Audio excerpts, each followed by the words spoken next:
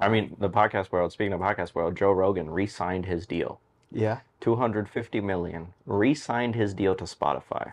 Wow.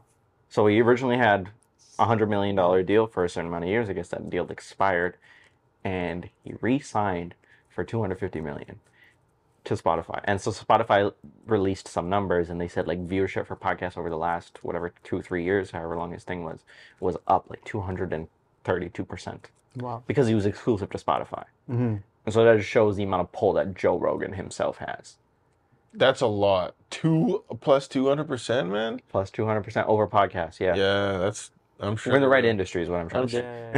I'm still sure they were willing to write that check. They were like, oh yeah. And what I heard, I don't know if this is true, but I heard some people talking about it in the sense that he could have gotten way more. But this was at a time when like COVID was kind of coming around, and Joe Rogan was getting canceled for a bunch of stuff. And Spotify took a chance on them and said, listen, like, we'll take you. Come on now. Nobody else is taking you, so we'll take you. And he got like a lot of hate for some of the stuff that was going around. And Spotify was like, we'll take you. And so he could have gone somewhere else and gotten way more, but I think, I don't know, this is me, 2 3 guys sitting in a room and speculating here, but he wanted to show love, and yeah.